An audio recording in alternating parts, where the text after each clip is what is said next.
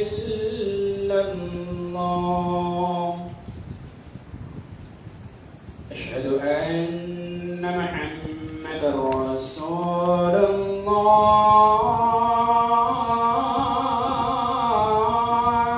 الله أشهد أن محمدا رسول الله حي على الصلاة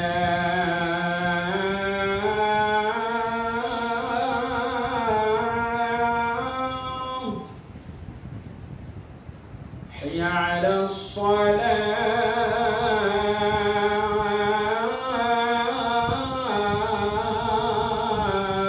الصلاة حي على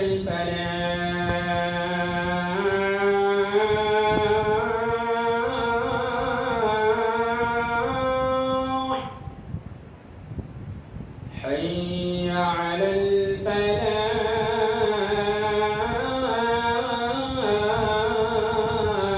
الفلاح الله أكبر الله أكبر لا إله إلا الله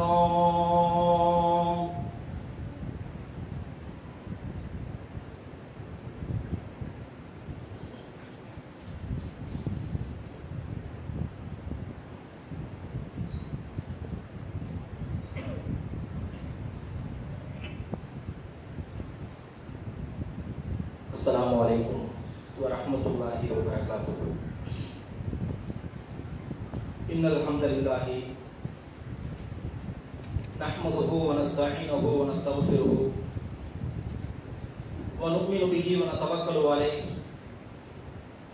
ونعوذ بالله من شرور أنفسنا ومن سيئات أعمالنا من يهدي الله فلا مضل له ومن يضلل فلا هادي له ونشهد أن لا إله إلا الله ونشهد أن محمدا عبده ورسوله. اللهم صل على محمد وعلى آل محمد كما صليت على إبراهيم وعلى آل إبراهيم إنك حميد مجيد. اللهم بارك على محمد وعلى آل محمد كما باركت على إبراهيم وعلى آل إبراهيم إنك حميد مجيد. أما بعد فقد قال الله تعالى في محكم تنزيله العظيم والفرقان المجيد أعوذ بالله من الشيطان الرجيم بسم الله الرحمن الرحيم وقال أيضا يا أيها الذين آمنوا اتقوا الله حق تقاته ولا تموتن إلا وأنتم مسلمون يا أيها الناس اتقوا ربكم الذي خلقكم من نفس واحدة وخلق منها زوجها وبث منهما رجالا كثيرا ونساء واتقوا الله الذي تساءلون به والأرحام إن الله كان عليكم رقيبا. وقال نبينا صلى الله عليه وسلم كل بدعة ضلالة وكل ضلالة في النار أو كما كان نبينا صلى الله عليه وسلم. அளவற்ற அருளாளனும் நிகரில்லாத பேரன்புடையோனுமாகிய எல்லாம் வல்ல ஏக இறைவன் அல்லாஹ் என்கிற அந்த திருப்பெயரை போற்றியவனாகவும் புகழ்ந்தவனாகவும் அவனுடைய சாந்தியும் சமாதானமும் இந்த உலகத்திற்கோர் அருட்புடையாம் நம் உயிரை விட மேலானவர் கண்மணி நபிகள் நாயகம் ஸல்லல்லாஹு அலைஹி வஸல்லம் அவர்களின் மீதும் அவர்களின் சொல் செயல் அங்கீகாரங்களை தங்களின் வாழ்க்கை நெறியாக மாற்றி அமைத்து கொண்ட உத்தம சத்திய சஹாபா பெருமக்கள் மீதும் சஹாபிய பெண்மணிகள் மீதும் குறிப்பாக சூரியன் உதிக்கக்கூடிய நாட்களிலேயே சிறப்பான நாளாக இருக்கிற ஜும்மாவுடைய தினத்தில் இறைவனால் நம் மீது விதியாக்கப்பட்டிருக்கிற வாராந்திர கடமையான ஜும்மா என்ற சிறப்பான வணக்கத்தை நிறைவேற்ற வேண்டும் என்ற சந்தர்ப்பத்தில் அல்லாஹ்வினுடைய அருளும் பரக்கத்தும் நிறைந்த அவனுடைய ஆலயத்தில் ஒன்று கூடி அமர்ந்திருக்கிற நம் அனைவரின் மீதும் அந்த ஏக இறைவனின் சாந்தியும் சமாதானமும் என்றென்றும் நின்று நிலவட்டுமாக என்கிற பிரார்த்தனையோடு என்னுடைய இந்த ஜும்மா பயானை நான் ஆரம்பம் செய்கிறேன். கண்ணியத்துக்குரிய எல்லாம் வல்ல அல்லாஹ்வின் நல்லடியார்களே, பெரியோர்களே, தாய்மார்களே, சகோதர சகோதரிகளே, நாம் வாழ்ந்து கொண்டிருக்கிற நம்முடைய வாழ்க்கையில் நமக்கு ஏதாவது துன்பங்கள், துயரங்கள், ஏதாவது கஷ்டங்கள், ஏதாவது தவறுகள் நடக்கும் பட்சத்தில் நமக்கு ஏற்படுகிற எல்லா தவறுகளையும் நாம் அடுத்தவர்கள் மீது காரணம் சொல்லி இந்த தவறு இதனால் நடந்தது, இந்த குற்றம் இவரால் நடந்தது, இந்த பிழை இதனால் நடந்தது என்று நம்முடைய வாழ்க்கையில் ஏற்படுகின்ற எல்லா துன்பத்திற்கும் ஒரு காரணத்தை சொல்லி நாம் அதில் இருந்து தப்பித்து விடுவோம். வீட்டில் இன்னைக்கு மதிய சும்மா முடிச்சுட்டு போய் சாப்பிடும் போது கறியில கொஞ்சம் உப்பு அதிகமா இருக்கும். வீட்டை மாட்ட என்னமா உப்பு அதிகமா இருக்குன்னு கேட்டா ஸ்பூன் மாறிடுச்சு, நேற்றுக்கு வரைக்கும் ஒரு ஸ்பூன்ல போட்டிருந்தேன், இன்னைக்கு ஸ்பூன் மாறிடுச்சு, அதனால உப்பு அதிகமா இருக்கு. நீங்க போன வாரம் டாட்டா சால்ட் வாங்கி கொடுத்தீங்க, அதனால இந்த உப்பு போட்டேன், இன்னைக்கு நீங்க நார்மல் உப்பு வாங்கி கொடுத்துருக்கீங்க, அதனால உப்பு அதிகமாயிருச்சு.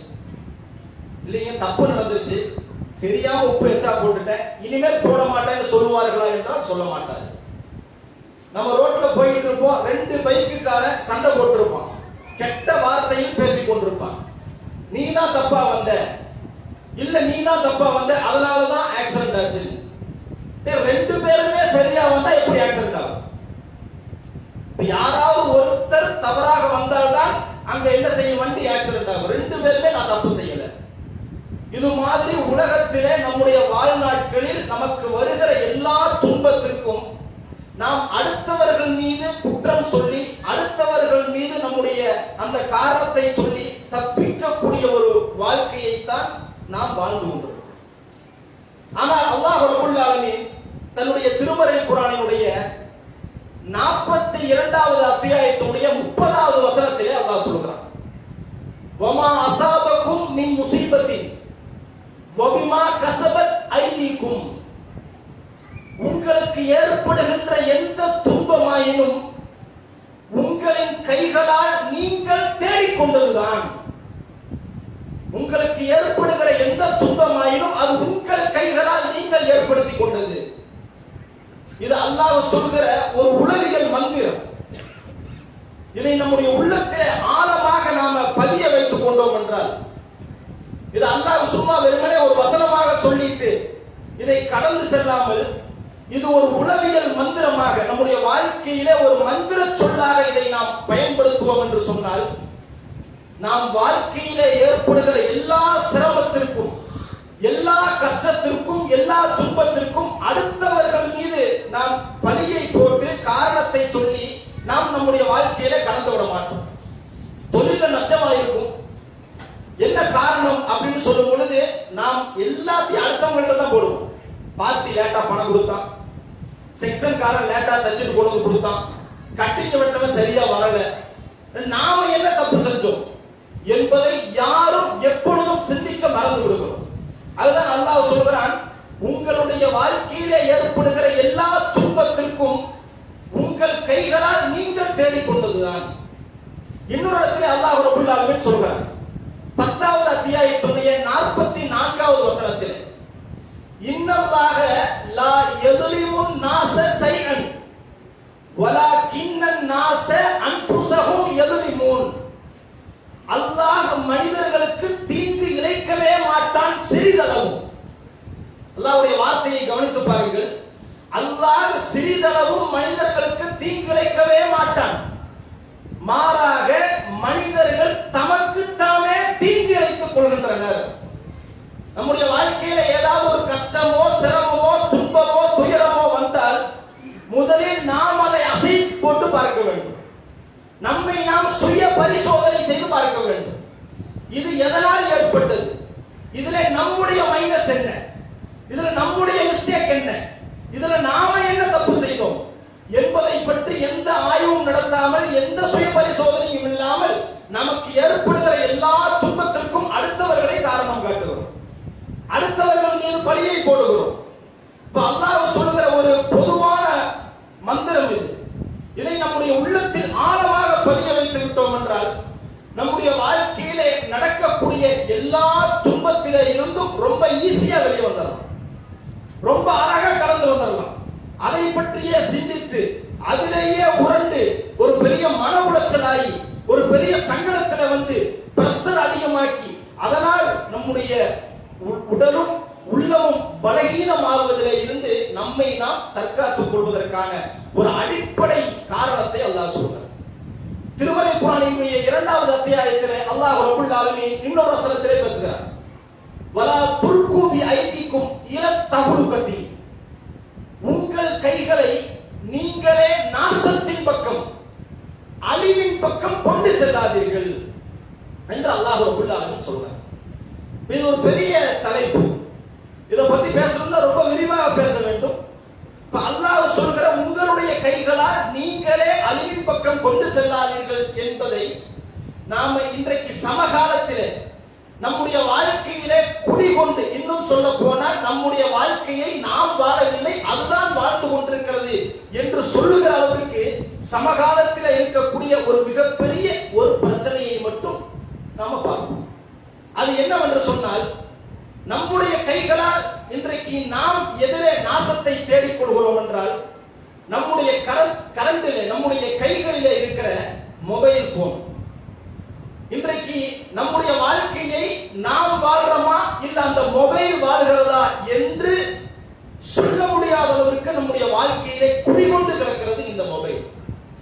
எந்த அளவுக்கு என்றால், மொபைல்ல சார்ஜர் தீர்ந்து போயிட்டா, சார்ஜ் முடிஞ்சிருச்சு, சுவிட்ச் ஆஃப் ஆயிட்டா, சாராயம் குடிக்கிறவன், ரெகுலரா சாராயம் குடிக்கிறவனை பார்த்தோம்னா 6 மணி ஆச்சுன்னா அவன் கை கால் நடுங்கும், அப்படியே நடுங்குவான். என்னன்னா, இல்ல இன்னைக்கு குடிச்சாதான் ரெடியா இருப்பேன், ஒரு மாதிரியா இருக்குது, தலை சுத்துது, என்னென்னமோ சொல்லுவான். அது மாதிரி சார்ஜர் தீர்ந்த உடனே பதட்டமாகும்.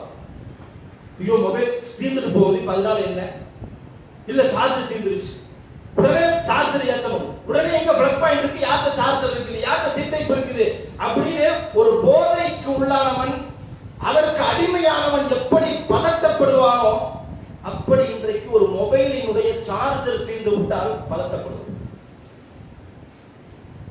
எவ்வளவு பெரிய ஆபத்தான ஒரு வாழ்க்கை சூழலில் நாம் வாழ்கிறோம் என்பதை இந்த நேரத்திலே நாம் சிந்தித்து பார்க்க வேண்டும். அதற்கு பிறகு நம்முடைய வாழ்க்கையில அதிக நேரம் இன்றைக்கு நம்முடைய வாழ்க்கையை சீரழித்து திசை மாறி நம்முடைய வாழ்க்கையை செல்வதற்கு மிக மிக அடிப்படை காரணம் மொபைல் போனில் இருக்கக்கூடிய சமூக வலைதளம். அதுல நம்பர் 1 இன்ஸ்டாகிராம். இன்றைக்கு இன்ஸ்டாகிராம் இல்லாத ஆளே இல்லை என்று சொல்கிற அளவிற்கு உலகம் முழுக்க இன்றைக்கு இன்ஸ்டாகிராம் தான் உலகத்தை இயக்கிக் கொண்டிருக்கிறது, உலகமே அதை கொண்டுதான் இயங்குகிறது என்று சொல்லுகிற அளவிற்கு. இன்ஸ்டால உங்களுக்கு ஒரு லிங்க் அனுப்பி இருக்க பாருங்க அப்படின்னு சொல்லும் பொழுது, என்கிட்ட இன்ஸ்டாகிராம் இல்லப்பா, பார்க்க முடியாதுன்னா அப்படி மேலே கீழே பார்க்கலாம். இன்னும் துணியால நீ வாழ்ந்துட்டு தான் இருக்கிறியா, இன்ஸ்டாகிராம் இல்லாம உலகத்துல வாழ முடியுமா அப்படின்னு கேட்கலாம். உலகத்துல இன்ஸ்டாகிராம் இல்லை என்றால் வாழ முடியாது என்று சொல்கிற அளவிற்கு இன்றைக்கு உலகம் தலைகீழாக மாறி இருக்கிறது.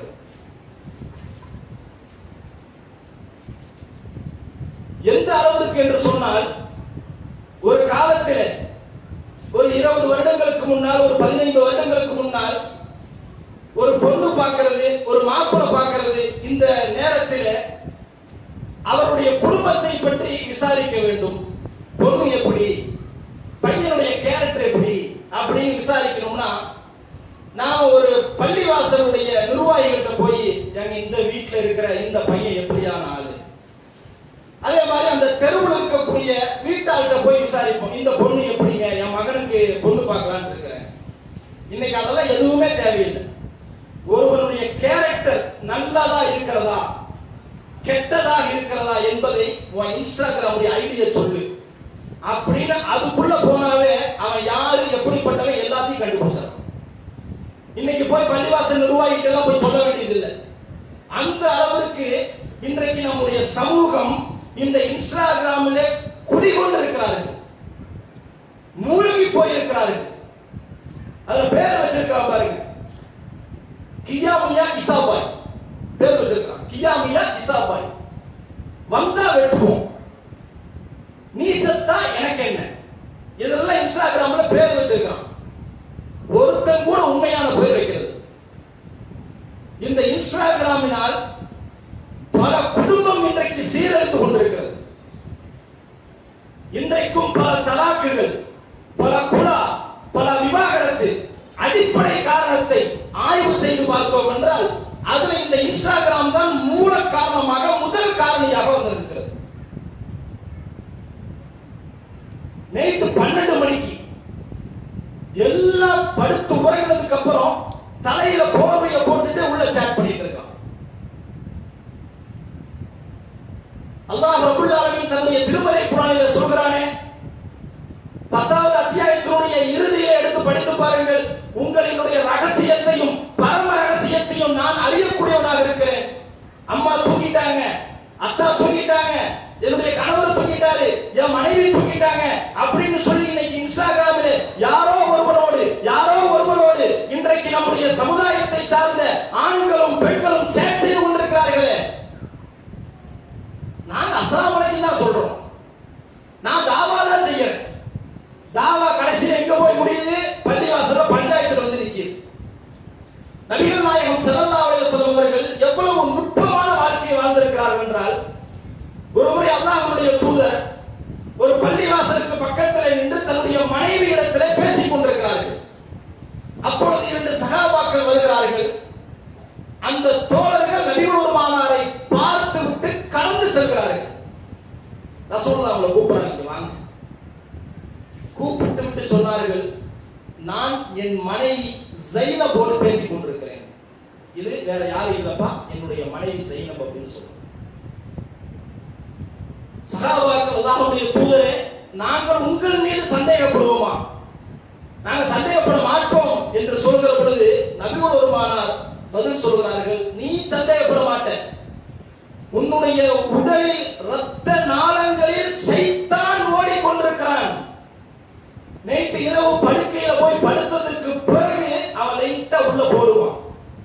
அது ஏன் இருட்டல் என்று ரசூலுல்லாஹ் பேசணும்? வெளிச்சத்துல பேசியிருக்கலாமே.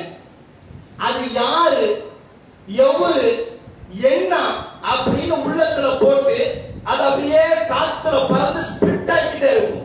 ரசூலுல்லாஹ் அங்க முற்றுப்புள்ளி வைக்கிறார்கள். இங்க வா, இருட்டுல இருந்து பேசுறது வேற யார்ட்டையும் இல்ல, என்னுடைய மனைவி இடத்திலே என்று நபிகள் பெருமானார் அதை தெளிவுபடுத்துகிறார்கள். இன்றைக்கு இன்ஸ்டாகிராமிலே சேட் செய்கிறோம், அதை அடுத்தவர் பார்த்தால் பார்க்கட்டும் என்று மன உறுதியோடு நான் இதைத்தான் சேட் செய்தேன் என்று யாராவது சொல்ல முடியுமா? நான் இவங்கள்ட்ட தாங்க பேசுறேன், இன்னதான் பேசுறேன், நீங்க வேணா என் சேட் எடுத்து பாருங்க, ஒருத்தர் சொல்ல முடியுமா? யாரும் தர மாட்டாரு. மொபைல கையில கொடுத்துட்டு ஏங்க ஒரு போன் பண்ணிக்கிறேன், மொபைல கொடுங்க வாங்கிட்டோம்னா அந்த மொபைல் கொடுத்தவரு அந்த ஒரு 5 நிமிஷம் அவருடைய ஹார்ட்ல கையில வச்சு பார்த்தோம்னா பட்ட பட்ட பட்ட பட்ட படம் அடிக்கும். இதையா உள்ள போய் பார்த்துருவானோ, போன் மட்டும் பேசிட்டு கொடுத்துருவானா, இல்ல வேற எப்படியாவது போயிடுவானா என்று அவருடைய நெஞ்சு அடிக்குமே. அவ்வளவு பதட்டமான அடி அடிக்க உள்ள அவ்வளவு வேட்டை வச்சிருக்கான். இன்ஸ்டாகிராம்ல போயிட்டா பஞ்சாயத்து, பேஸ்புக்ல போயிட்டா பஞ்சாயத்து, என்ன செய்கிறது என்று அப்படியே அடித்துக் கொண்டிருப்பதை பாருங்கள். மொபைல் இல்லாமல் எந்த நேரத்திலேயும் இல்லை.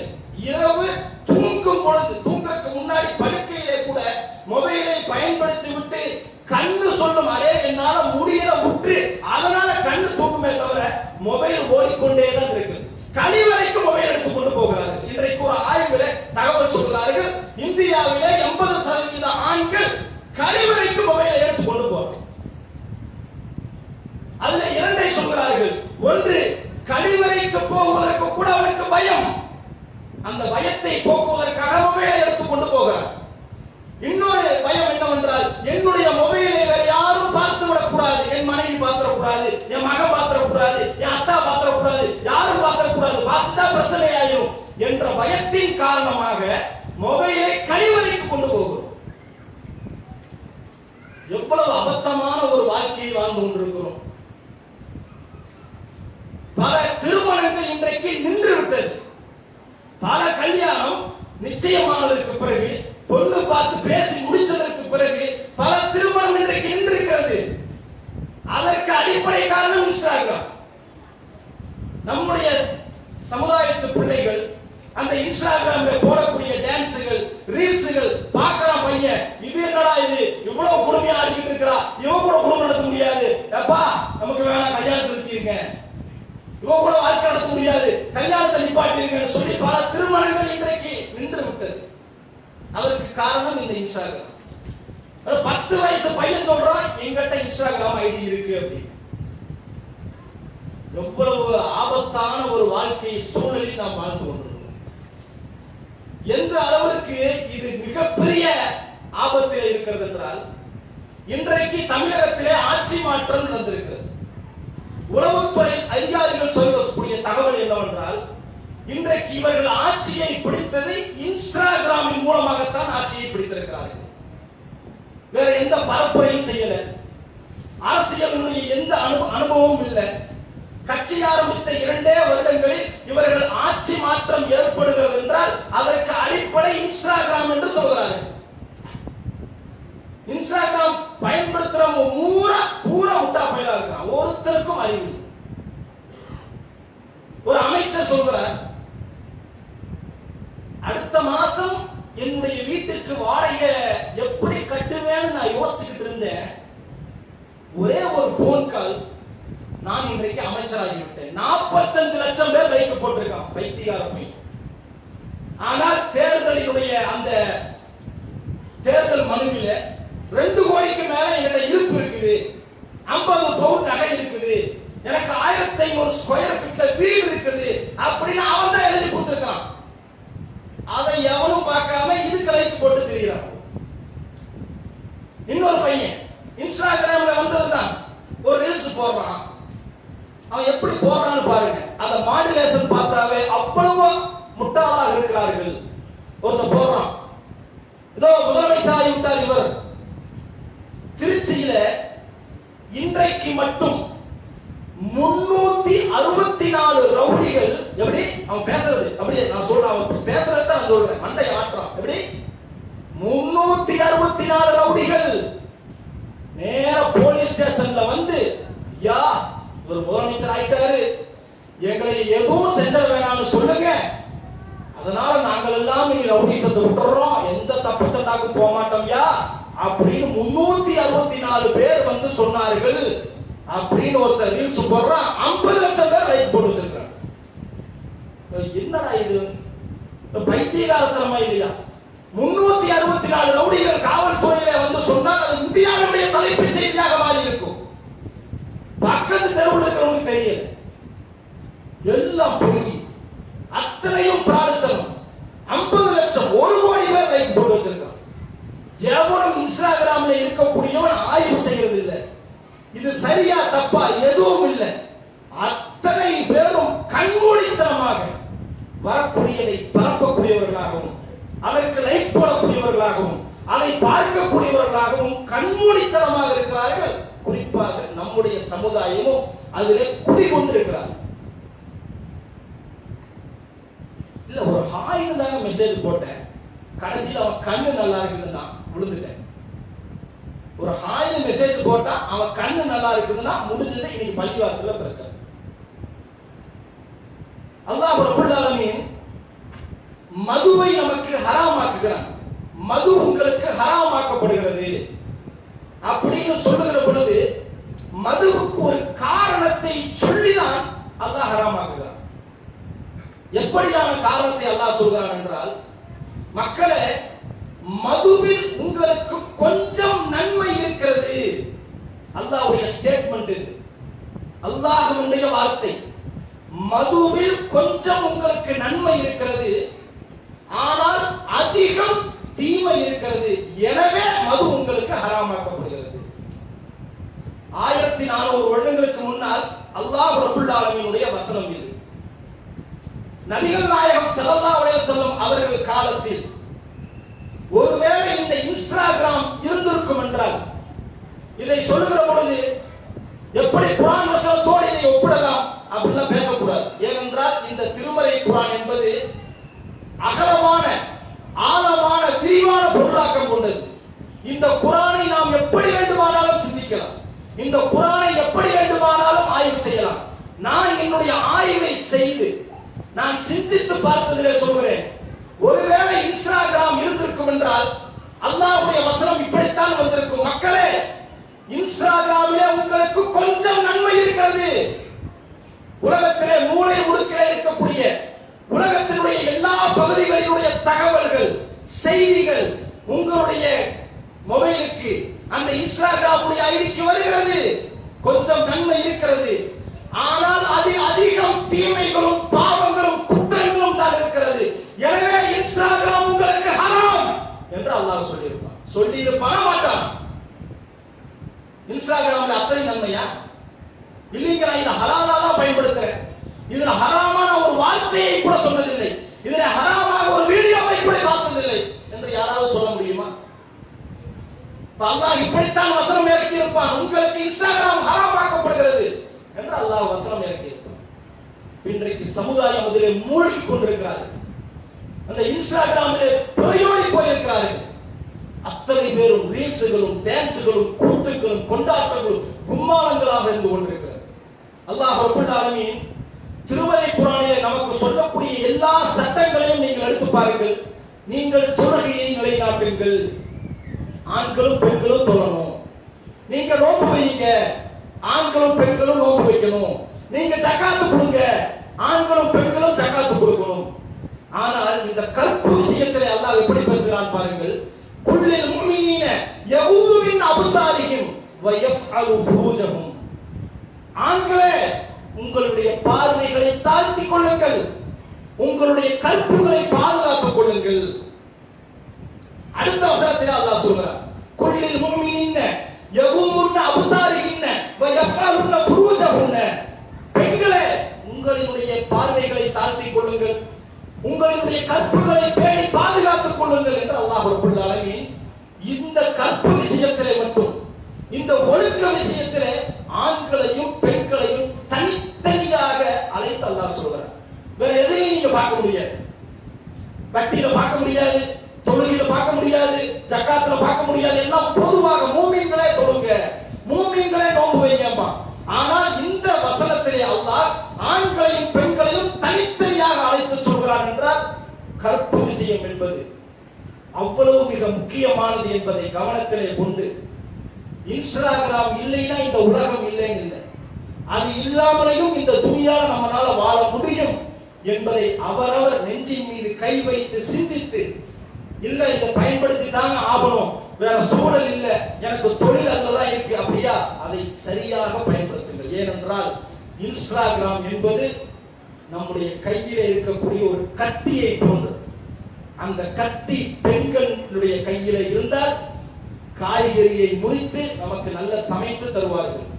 அந்த கத்தி ஒரு கொலை செய்யக்கூடியவனுடைய கையில இருந்தால் அடுத்தவனை குத்தி கொலை செய்வான். யாரு கையில இருக்குது, இதை எப்படி பயன்படுத்துகிறோம் என்பது மிக முக்கியமானது. இந்த இன்ஸ்டாகிராமை பயன்படுத்தக்கூடியவர்கள் ரொம்ப கவனமாக, மார்க்க வரம்புக்கு உட்பட்டு பயன்படுத்த முடியுமான்னு எனக்கு தெரியல, ஏதோ முடிஞ்ச அளவுக்கு அல்லாஹ்வுக்கு பயந்தவர்களாக அதை பயன்படுத்துங்கள். ஏனென்றால் அல்லாஹ் அப்படித்தான் நமக்கு சொல்கிறான், வலா துல்கு பி ஐதீக்கும் இலா தஹ்லுகா, உங்கள் கைகளை நீங்களே அழிவின் பக்கம் கொண்டு செல்லாதீர்கள் என்று அல்லாஹ் சொல்கிறான். அதை சரியான முறையிலே பயன்படுத்தக்கூடிய நல்ல மக்களாக அல்லாஹ் நம் அனைவரையும் ஆக்கி அருள் புரிவானாக என்று கேட்டு என முதல் உரையை முடிக்கிறேன். அல்ஹம்துலில்லாஹ்.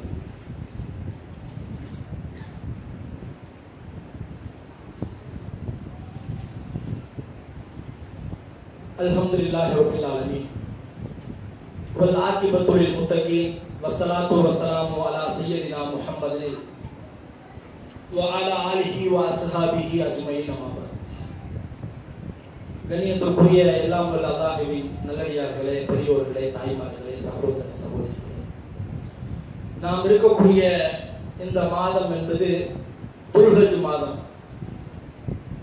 நபிகள் நாயகம் ஸல்லல்லாஹு அலைஹி வஸல்லம் அவர்கள் சொல்கிறார்கள், சஹீஹுல் புகாரியுடைய 959வது வசனத்திலே ஹதீஸிலே பதிவு செய்யப்பட்டிருக்கிறது, துல்ஹஜ் மாதத்தினுடைய முதல் 10 நாட்கள் நாம் செய்யக்கூடிய நல்லறங்கள் ஏனைய நாட்களில் செய்யக்கூடிய நல்லறத்தை விட, நன்மைகளை விட அதிக நன்மைகளை பெற்றுத் தரும் என்று நபிகள் பெருமானார் சொன்னார்கள். அந்த அடிப்படையில நாம இப்ப இருக்கிறது அந்த துல்ஹஜ் மாதத்தினுடைய கடைசி 10 நாட்களில் தான் இருக்கிறோம்.